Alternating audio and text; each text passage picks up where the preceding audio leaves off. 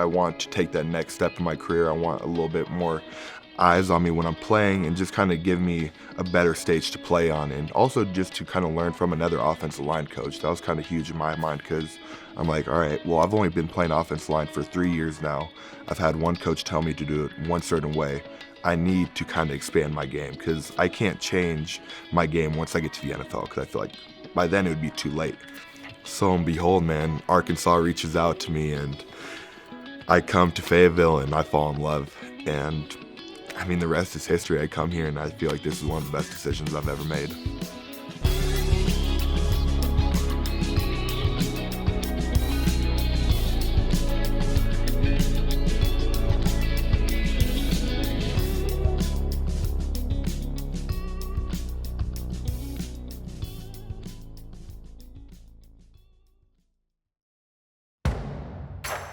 Fernando Carmona Jr., or just Junior as his friends call him, is already making a name for himself in the SEC, being named SEC O-Lineman of the Week after his debut against UAPB. Despite the quick accolades, the San Jose State transfer had a delayed start at the game of football. Started playing football my junior year of high school. How many total football games did you play before you played a college game? I played 7. That was my high school career. Fernando's football journey began late, but his passion and drive were undeniable. I played football and I was like, this is my calling. With little experience, along with a global pandemic, Carmona had to market himself just to get recruited, willing his dreams into reality. They had canceled the first season. I'm like, all right, I'm gonna really train really hard. This is, because at the time I still had no offers. And so I was posting pictures and videos on Twitter, hoping college coaches would see it. And they saw it a little bit, but they really saw my basketball highlights. And they're like, this guy can kind of move. The online efforts paid off, and he landed at San Jose State, switching positions to offensive tackle and earning his place in the trenches. Going somewhere to play football, which I've only done for 1 year in my life, and I'm basically giving my life to this offensive line coach that's telling me that I could be something special. But it didn't stop there. Fernando knew he needed more, seeking a bigger challenge in the SEC. I want to take that next step in my career. Arkansas reaches out to me and I fall in love. I mean, the rest is history. Now, Fernando is making his mark as a Razorback, blending his natural talent with the experience of playing under renowned coaches. You obviously have Coach Pittman, offensive line, just legend. I've never been in an offense where I felt so confident in what we're doing and what the message is, and just kind of the messages score. Yeah. Hello. Good ball, 10. Hey, man, nice to meet you. Nice to meet you, Bo. Bo, Fernando. Fernando, yes, sir. Fernando Carmona Junior. Junior. And Yes, people sir. call you Junior? Yeah, I'm just Junior here. I got that nickname just kind of being around the house. You can't, my dad's obviously the senior, and he'd be like, Fernando. And then we'd both come out. And so we kind of had to, I got the Junior role, and he kept the Fernando. He was the original. Does it feel like you're still a junior, though, all this time later? Yeah, dude, A I little do. bit? They Yeah. definitely still baby me. I'm the youngest one in the family. It's my older brother and then me. And so, they still treat me like a little baby, and I love it, man. Congrats on SEC Offensive Lineman of the Week. Thank you so much, man. Yeah, it was a huge honor. I didn't even realize it. At first, they posted it, and I was like, oh, Arkansas just kind of shouted me out, and then found out it was SEC. And I was like, wow, man, that's a huge honor, and just grateful, man. All the people in the room that's kind of helped me get to this spot and get me to week 1 and be able to play my best. Man, you just set the bar really high right out of the Yeah, gate. no, no, for sure, definitely. Now we kind of have to repeat it somehow. So, that's good though. You want to strive to be the best version of yourself, and that kind of gets me excited. What's that like?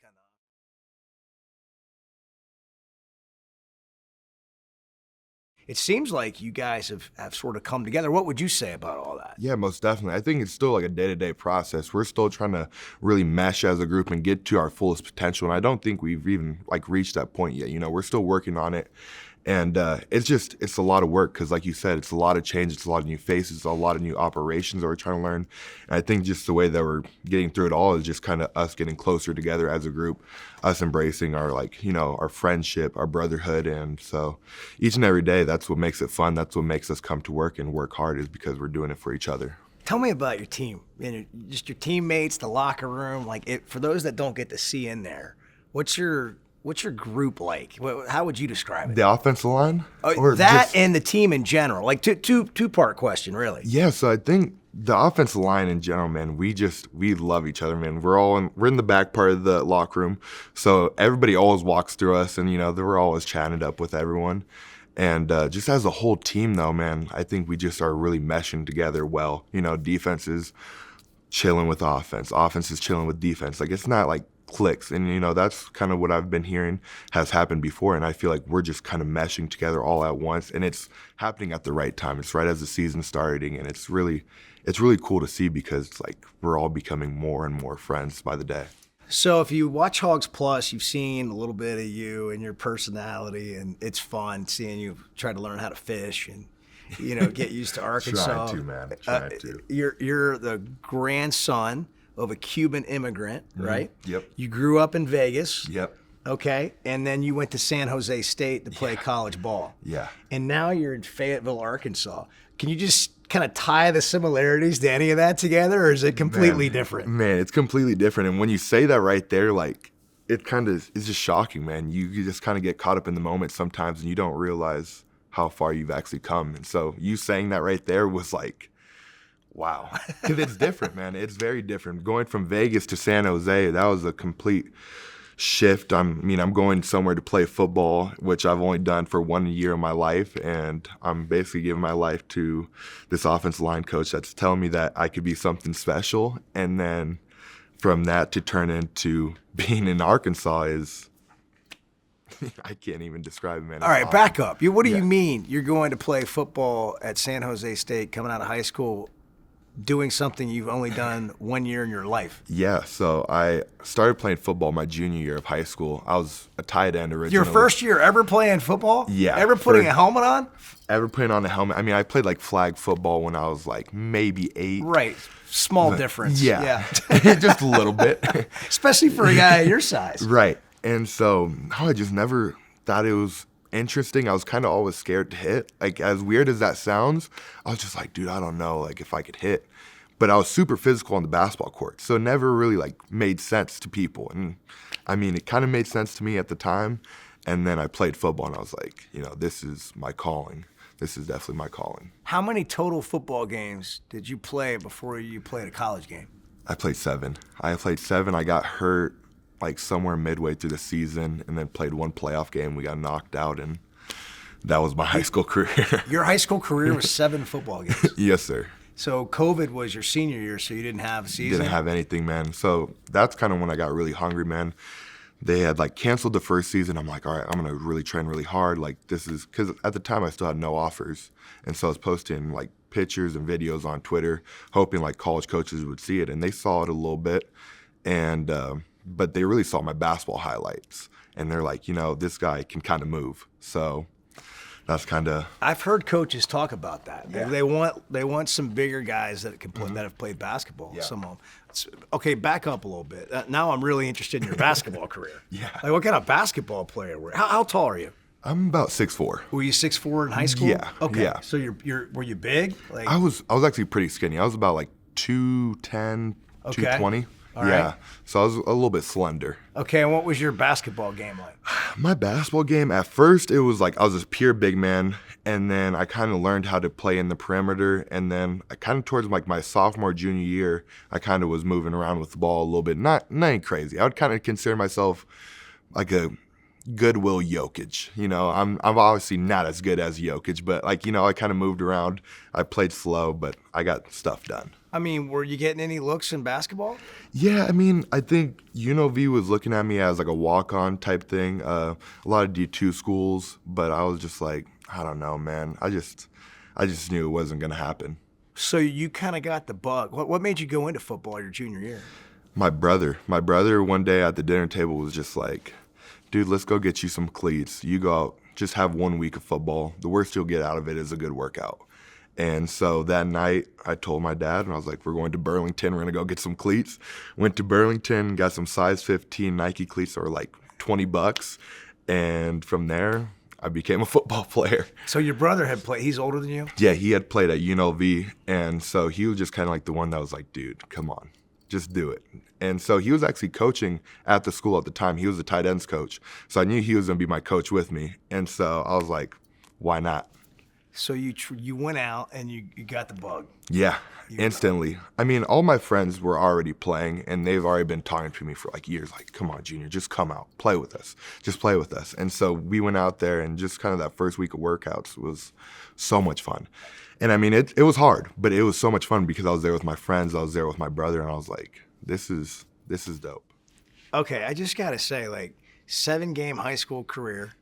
Played basically half a season of high school football. You didn't even know that you had any interest in football before that. No. And a few years later, and I know we're not even really into the season, but you're still in the SEC, and there's still a bunch of really good offensive linemen in this league, and you were just named SEC Offensive Lineman of the Year or of the week. Yeah, is that crazy?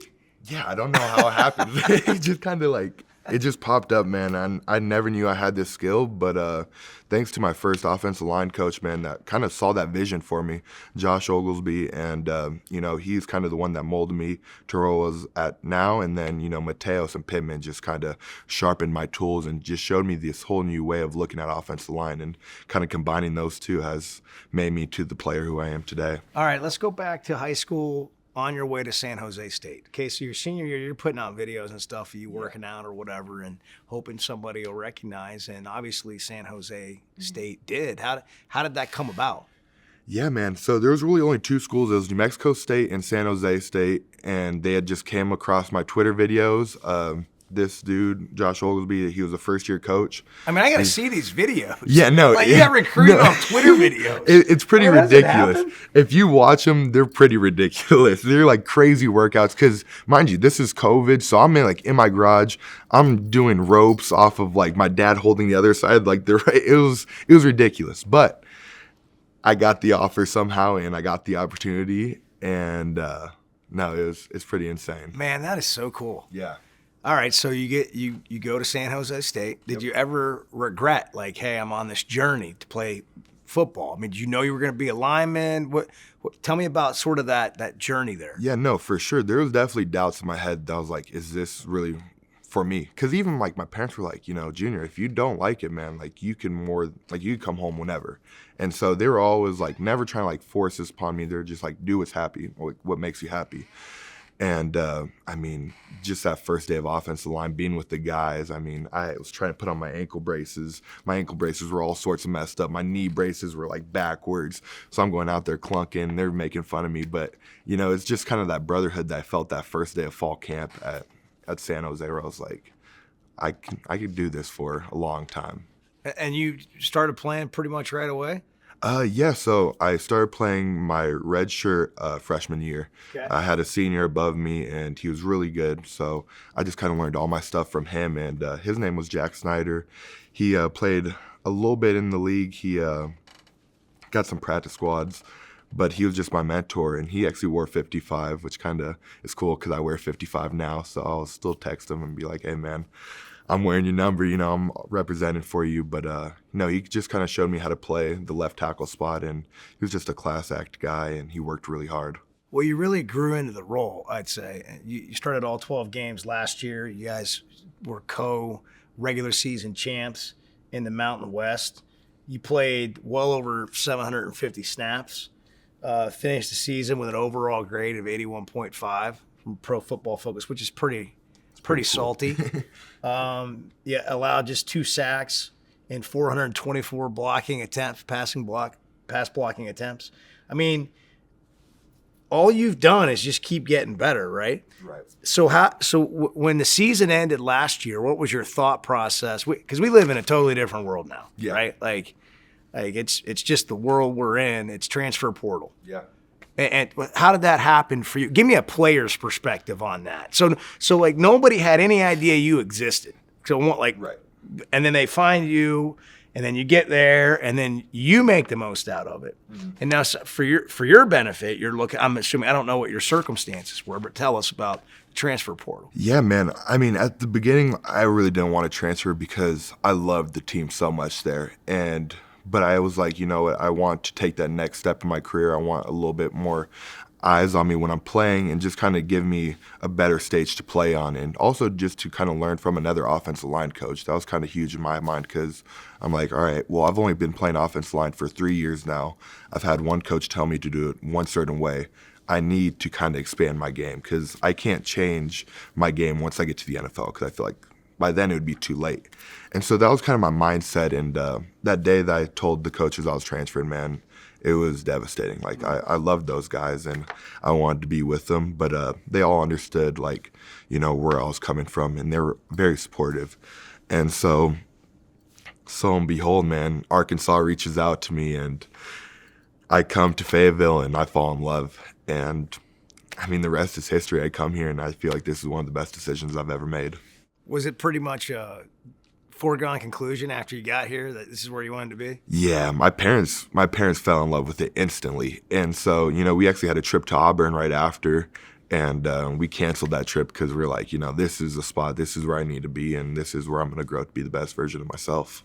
So you had a couple other opportunities, right? Some other Power 5 SEC programs, but felt like this was the spot. Yeah, man, you know,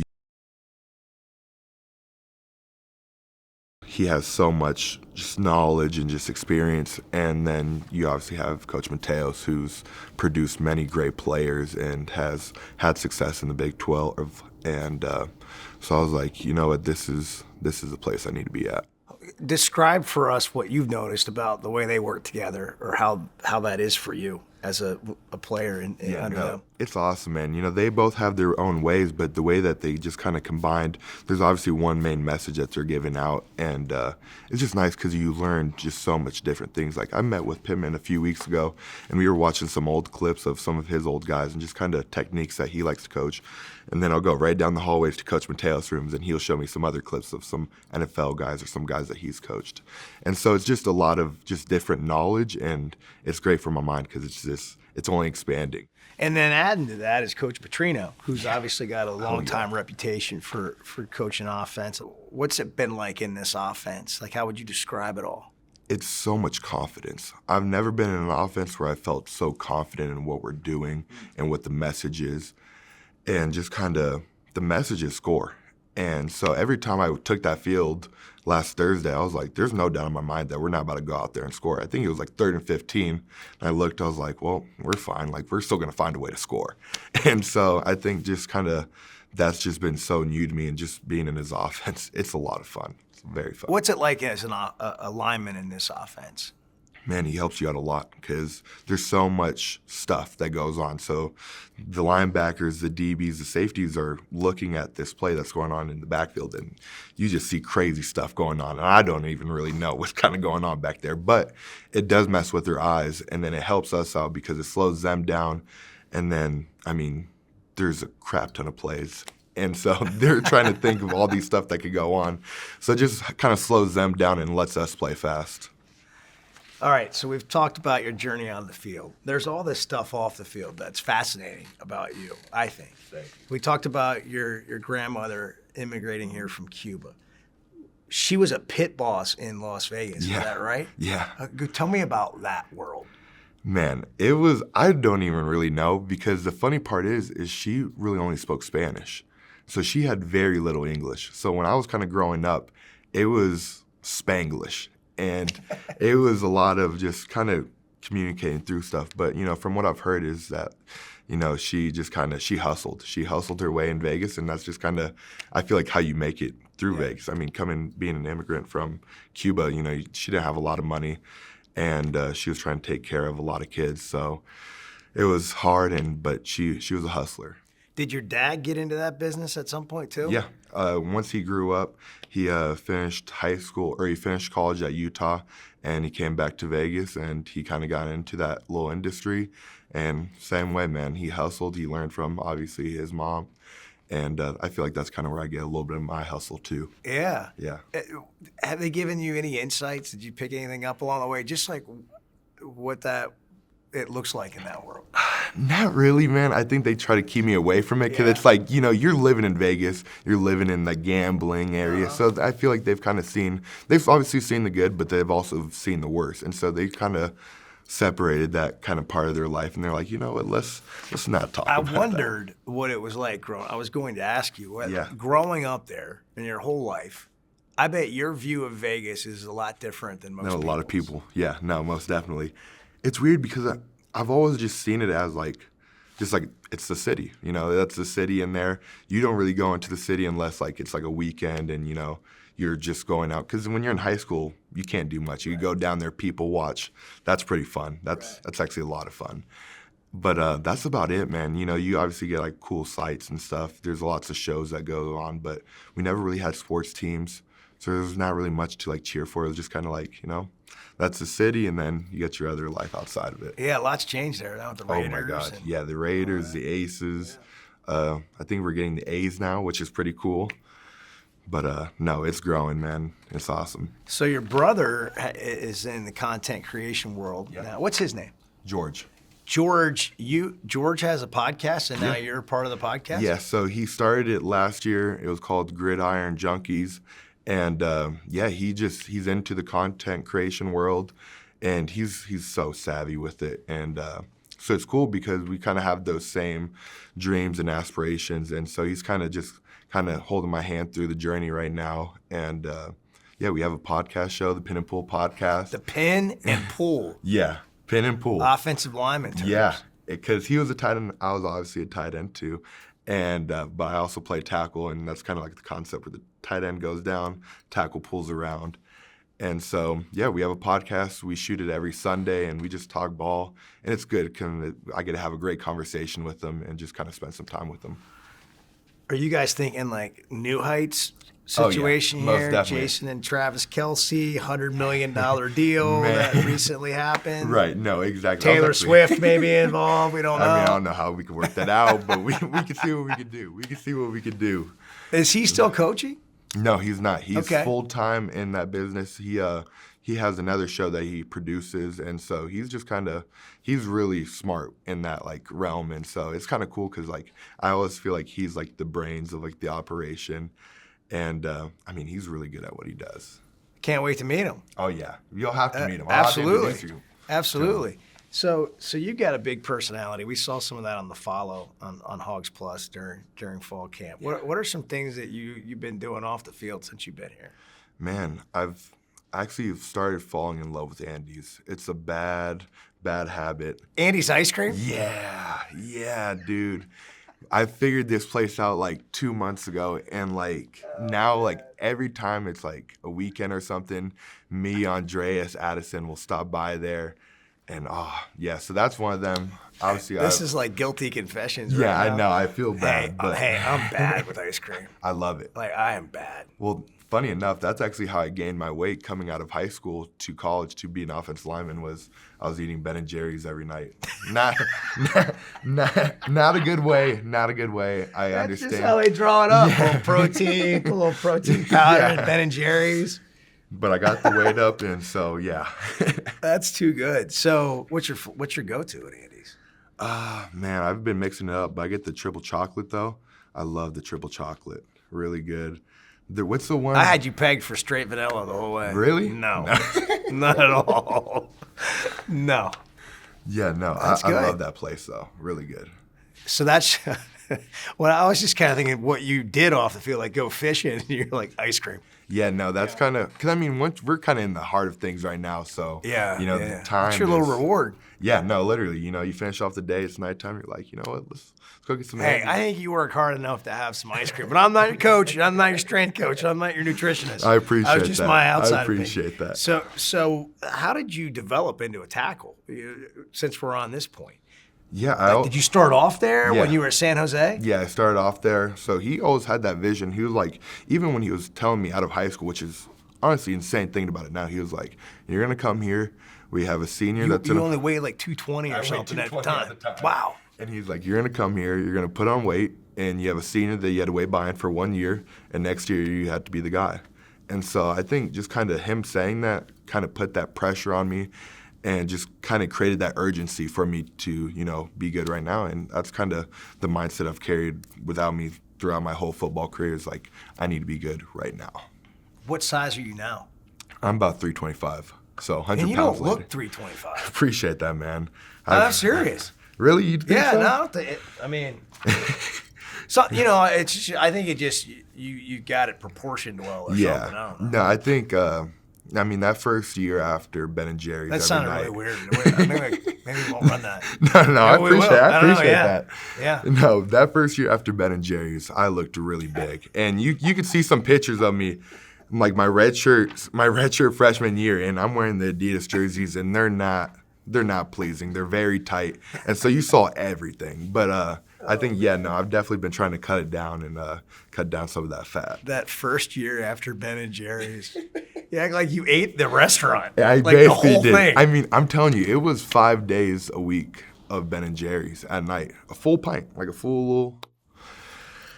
Not healthy at all. Are you better now? I know Oh, you're eating yeah. some ice cream, but have you learned how to Yeah, manage no, it a little I only better? do it one time a week, if that. I've learned that you can't do that in your diet. But, to put on the weight, it was great. It was a great way to get on that weight very fast. So we're sitting here chatting, having a great time, laughing. When you get on the field, does a switch flip for you? Yeah, it definitely does. I mean, because sometimes, like, when you're out of it, you kind of forget how you get there. And then I still can't really even describe it. You just kind of, something happens where you're just like, all these hard times in the summer, all these hard times in fall, where you're just like, you know what, screw this. Like, you know what, I'm going to show everybody today. And so that's kind of the thought process, but there's a lot more that I'm saying, a lot of nasty words, but, it gets me fired up and gets me going. Yeah, I mean, because you play at an intense level. Try Not to. that anybody else on your team doesn't, but I mean, what's interesting about you is it's like, ha ha ha, and then you put the whistle blows, and it's like, who's this guy? Yeah, no, That's not the ha ha ha guy. No, it's scary. I don't know how it happens, but I feel like you have to do it to play the game of football, and especially being an offensive lineman. I think that's kind of where I struggled at earlier on in my career. Being an offensive lineman was, I can't be the friendly guy all the time. You have to, at a certain point, the friendly guy is going to get beat up on the field, and so I had to learn how to switch that. So in the first game, I noticed you and maybe a couple other linemen had eye black everywhere, basically face paint. What's up with that? Yeah, no, Blackstock, he brought out the face paint, and he has this thing where he did it back in JUCO where he kind of goes like all the way around the eye. And obviously he wears that little like down the middle face bar. So he already looks kind of scary, and then he does that and it's like, oh shit. So I was like, all right, I'm gonna do mine's up. And so I kind of went like a little bit like Ultimate Warrior type. And I always like the eye black because I feel like, that's football, man. You throw on the eye black and then you go out there and hit somebody. As an offensive lineman, do you just have to like take on this persona sort of feeling? Yeah, you have to take on that like nastiness. I'm like stinky. I don't care. Like I don't care what you think. Like I'm just gonna go out there and be the nastiest one out there. And so it's that kind of, you have to carry this kind of aura around you. That's obviously not the nicest, but you got to do it. So did you think we had gators here when you were out fishing the other day? Yeah, dude, that thing scared the crap out of me. It was not. I drove around in the neighborhood and I was like, no way. And so I was like, I can't walk around in the neighborhood now because I'm like, what if I see a gator just strolling the streets? Right? It was crazy. I mean, nobody told me that they have fake gators to keep away. I don't even know what they keep away. Yeah. Some of these new subdivisions where they have the ponds, they have like those gator heads out there. Yeah. And it moves too. Yeah, it That's the looks kinda thing. scary. Yeah. It looks real. Yeah. It looks very real. And so, that first day of seeing that, I was like, dude, I don't know how I'm going to adapt to this. That wasn't in the recruiting No, literature that or was whatever? not there at all. They didn't say anything about that. They also didn't say anything about the bugs too. I'm starting to learn how bad some of these spiders I see in my house. I'm like, Oh, dude, it's fine. dude, no, You know, no, some I'm- places where they're building new neighborhoods and there's still woods around, you know. You just got to get the pest control people out. Yeah, that's what I need It's to no do. problem. Yeah, but I can't deal with bugs, man. That thing Yeah. freaks me out. Well, you know, it get a little bit colder, Yeah, and that goes. That's away. gonna It is- help. That's gonna it's help. the natural state, though. You know. it is. I should have figured that out once I seen that in the name. All right, so I like to ask every player that we bring on this question, and it's kind of a deep one. When your time being a Razorback is over, you know, you've got this year and next year eligibility left. Who knows what's going to happen with your future, whether you're here both years or not. But when your time as a Razorback is over, how do you hope fans remember you? I think I want them to see me as somebody that has come in, embraced the state of Arkansas, enjoyed his time here, and plays the game relentless, and just kind of, you know, creates this new era for Arkansas football of, you know what, like, we are someone to be feared in the SEC, and I kind of want to be a part of that change and just kind of realize, like, you know, it wasn't just me, but it was the group effort, and that, you know, that 2024 team was something special.